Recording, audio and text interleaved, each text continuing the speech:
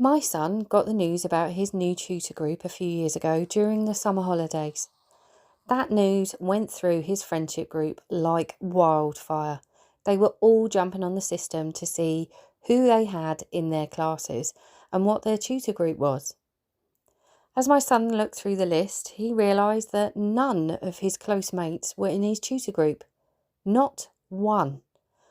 Now, I know tutor is only for about 15-20 minutes each morning, but that's every single morning for like the next 3 years for him. And that doesn't even take into account that they use these tutor groups for like sports days and school competitions or initiatives and stuff like that. It's all done by that tutor group. Honestly, when I saw it, my heart sank. I really didn't like it one bit. I was already trying to work out how we could change it. But every time I asked him about it, though, he said exactly the same thing. I'm fine. Honestly, that poxy word, fine. It's as annoying as, okay. I don't know about you, but in our house, fine and okay, well, it can mean just about anything. It can mean I'm genuinely fine, or it can also mean I don't want to talk about it. It can even mean, please stop asking me because you're making this worse. And if I'm honest, I honestly had no idea which one this was. So before I even recognised what was happening, my brain had jumped straight into fix-it mode. I'd offered to email the school. He said no. I suggested seeing if we could swap him into another tutor group. He said no. I couldn't understand it. He wasn't angry, he wasn't frustrated. He just came back with a simple no. Why wouldn't he want me to sort this? Was he trying to prove that he could cope? Did he not want his mum interfering with school? I get that. Or had he already accepted this? Or, and if I'm honest, this was the one I was worried about, had I just created a problem that hadn't actually existed until I started to talk to him about it? I spent so much more time worrying about that tutor group than he did. And that got me thinking, how many times do we, as parents, accidentally carry anxiety for our teenagers that actually is something we're worrying about? So hello and welcome back to Parenting Teen Podcasts. If you've listened to episode 1 in this back to school survival guide, thank you for doing so. In that episode, I talked about something I think that we often forget, and that's that school doesn't start in September for our teenagers. For loads of teenagers, it starts way, way earlier in those summer holidays in their minds.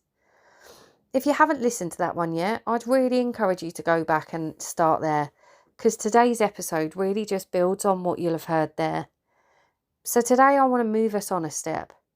Let's imagine that you've noticed your teenager is worried. Maybe, I don't know, they've started asking you questions. Maybe they're a bit quieter than normal, or they're glued to their phone because they're desperate to know what everyone's up to and who's doing what, so they're fully in the know before school starts. Maybe they're desperate to see their friends one more time, or maybe they're saying exactly what my son was, and that they're fine. But you're pretty sure that's not the case. So as parents, what do we actually do when we're in this place? Because knowing your teenager is worried and knowing how to help them are two very different things. And I think this is where we accidentally make life a bit harder sometimes, despite having the best intentions in the world. Before we get into it, can I ask you just one quick favour though? If these episodes are helping you to understand your teenager just a tiny weeny bit more, I'd really love it if you could follow this podcast, because I found that it really helps other parents to find it. And apart from anything else, selfishly, it lets me know that these conversations are actually useful to someone. The other side is, if you've got a question or a topic or anything you want me to cover, please just add a comment or send me an email.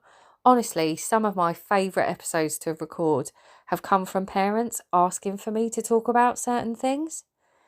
Anyway, let's get back into it, because I want to share what happened next with my son. And it completely changed the way I think about helping teenagers with anxiety in its whole essence. So there I was, doing what I think most parents would do. I was just trying to make it better. Because that's what we've always done, isn't it? We spend years making sure things are better for our children. They fall over, we pick them up. They forget something for school, we'll run it in if we can. They're upset, and we comfort them. It's just a part of being a parent. So when I looked at that tutor group list, honestly, my brain went straight into, how do I fix this? How do I make it easier for him? How do I stop him having to feel lonely every single morning for the next 3 years? How do I make sure he's got someone in there? How do I stop this becoming a really difficult start to the school year? Honestly, I wasn't trying to interfere. I can do sometimes, but that wasn't what this was. I wasn't trying to wrap him in cotton wool, although maybe I was. I just wanted to make his life easier when he had to go back into school after the holidays. Because if I'm honest, I just wanted him to have the best possible start. And if there's something I could do to make that happen, well, then why wouldn't I? So I kept gently coming back to it over the holidays. Like, are you sure you don't want me to do something? Honestly, I really don't mind emailing to school. They might be able to swap you out with somebody else who wants to come out of their form. Honestly, you don't have to just put up with this. And every single time I got back, it's fine. Now, here's the interesting bit. I'm not sure I was really listening to him anymore every time I went back in there. What I was waiting for was him to agree with me. I'd already decided what the best solution was, and I just needed him to give me the green light to go and do it. And I wonder, how often do we as parents do that? I wonder how often I've done this before. And not because we're trying to be controlling, not because we don't trust our teenagers, because we love them. We can just see the bump in the road ahead. And every instinct we have is to run ahead and smooth out that road before they get to it. And can I gently challenge something here with you? Sometimes the biggest challenge isn't actually our teenagers' anxiety. It's our anxiety about them. Because uncertainty is uncomfortable for us as well. We don't like watching our children walk towards something that might be difficult. We don't want to watch them get hurt. We don't want to watch things go wrong. We want certainty. We want reassurance. We want to know it's all going to be okay. So we start fixing. We'll plan, we'll email, we'll reschedule, we'll call. We'll do what it takes. And we'll end up offering solutions. And every one of those things, I know as much as you do, comes from the love we have for our teenagers. But sometimes the fixing can accidentally send a message that we never intended to send.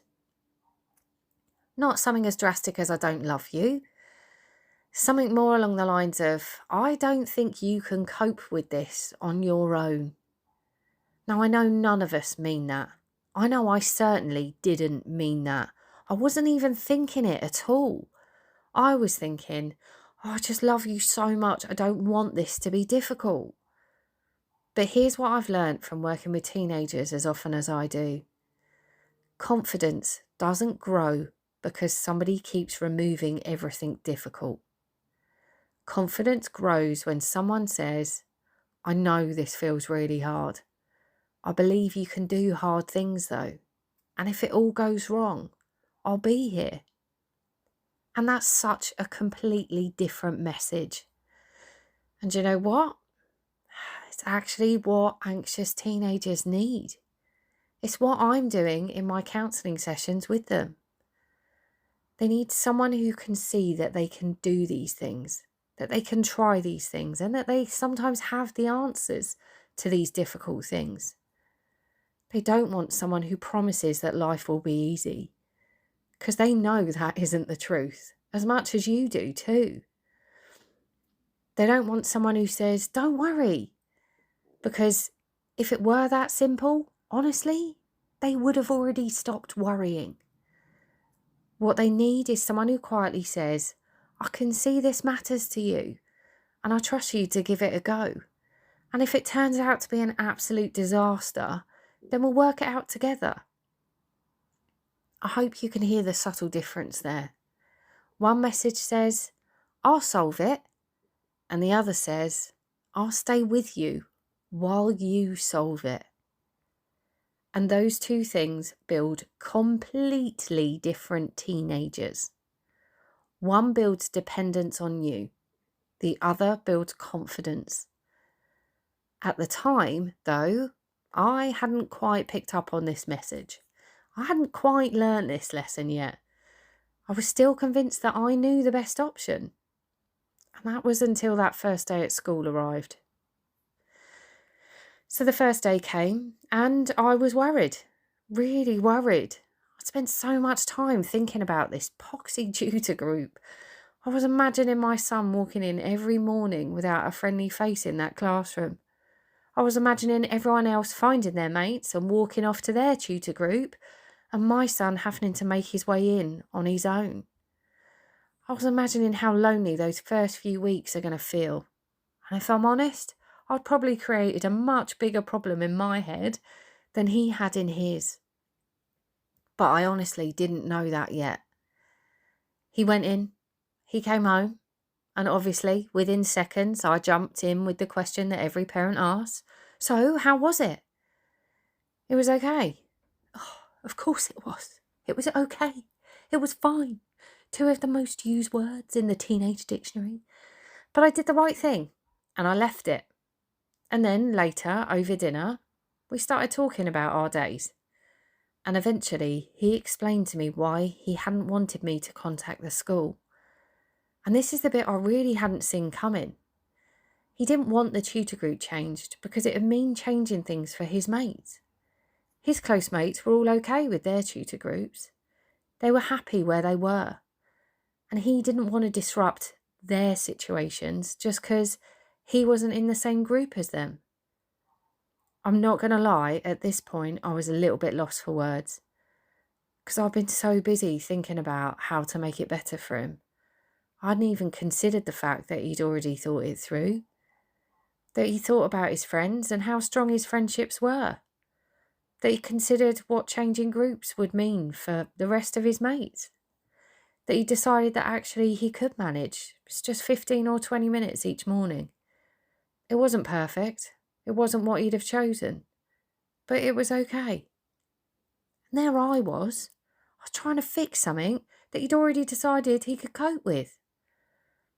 I think that was a really important lesson for me, because sometimes we assume that if something isn't perfect for our teenager, then it's got to be a problem. And if there's something we can do to make it better, then surely we must get on that. But honestly, that's not always the truth. Sometimes something can be difficult and still be manageable. Sometimes something can be uncomfortable, but it can still be okay. And that's a really important distinction when it comes to supporting teenagers with anxiety. Because if we keep jumping in and remove every uncomfortable thing, how are they ever going to get the chance to discover, I can actually handle this?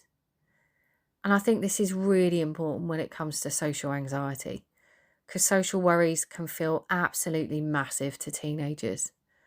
It can be about who they're sitting with, who they're walking into school with, whether their friends have changed, whether they're going to be left out, whether someone has had a better summer than them, even whether everyone else knows something that they don't. And when we hear those worries, our instinct can come in straight to fix it. Oh, it's all right. I'll message so-and-so's mum. She'll tell me what's going on. Oh, don't panic. I'll arrange for you to meet up with them so you can walk in together. It's cool. We'll email school. Or let's find out who's in their class. Let's make sure that you're not on your own. Sometimes those things might be exactly what they need. But honestly, sometimes they don't need that. And that's the bit I wanted you to take away from this episode. Don't assume you know what the solution is before you've even found out what the actual problem is. So what can you do? How do you do this? Well, the first thing's really simple. Find out what they're actually worried about. Not, are you worried about going back? Because you might get a no, or well, like I did. It's fine. Instead, try something that's going to give them something concrete to answer. Something like, what's the bit you're thinking about most? Or is there any lessons that you're worried about? Or how are you feeling about going back and seeing everybody after summer holidays? Or a good one is, if you could change one thing about going back, what would it be? Probably caveat this one with, yeah, you're not allowed to say that you don't have to go back. But when they give you this answer, I want you to really listen to it. Don't immediately solve it. Because this is the bit that we're really bad at as parents. Okay, maybe I'm really bad at as a parent. I hear a problem and my brain is already 3 steps ahead.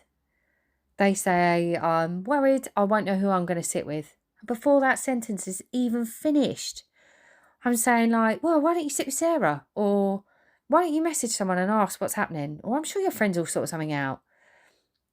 Just honestly stop for a second. Let them finish the answer to the question. Because sometimes there's another layer underneath this. I'm worried I won't know who to sit with could actually mean I'm not sure if I'm still a part of that friendship group. And that's a very different conversation. And that brings me to the second thing I want you to consider. Don't solve the wrong problem. This is totally what I did. I saw a tutor group without his close friends in it and thought, that's it, that's the problem. So I went looking for a solution. Actually, the problem wasn't that he couldn't cope with 15 minutes of tutor time without his mates. He'd already worked that out. His concern was much more about his friendships. And he had his own way of managing that. I just hadn't asked enough to understand it. So if your teenager tells you something they're worried about, try asking one more question before you offer any fixes or solution. And I do mean one more question, not 20 questions. Just one. What's worrying you most about that? Or what do you think would make that easier? And here's the really important bit. They might come up with the answer themselves. And if they do, just let them. Because that is honestly confidence being built right in front of your eyes. And that brings me to number 3. Show them that you trust them to have a go. And by this, I don't mean leaving them to struggle and fight their way through something awful. And it doesn't mean saying something like, yeah, you're old enough, sort it out. It means staying close without taking over. There is a massive difference. You can say things like, that sounds really hard. I can see why you're thinking about that. What do you think you want to do? And then maybe, do you want me to help? Or do you want to have a go at sorting this out yourself? The last question can be really useful because you're giving them an option. You're not abandoning them. You're not fixing it for them. You're saying, I'm here. And at the same time, I believe you can do this too. Honestly, I think that message is so incredibly important for teenagers. Because what do teenagers like more than anything else as they grow up? It's being independent. They want to feel capable. They want to show you that they can do things. They want to feel like they can make decisions about their own lives. And honestly, anxiety is something that can make this really, really difficult. So when we rush in and fix everything, even though we're doing it because we love them, there's a hidden message underneath it. I don't think you can cope with this on your own. And we don't mean that. We may not consciously hear it that way. They may not even take it that way. But if every difficult thing gets removed before your teen gets a chance to tackle it, then they don't get the opportunity to learn, I can cope. And that is the bit that really matters. Because the goal isn't creating a teenager who never feels anxious. That's impossible. You know that. The goal is to help them become a teenager who can feel anxious and still know what to do.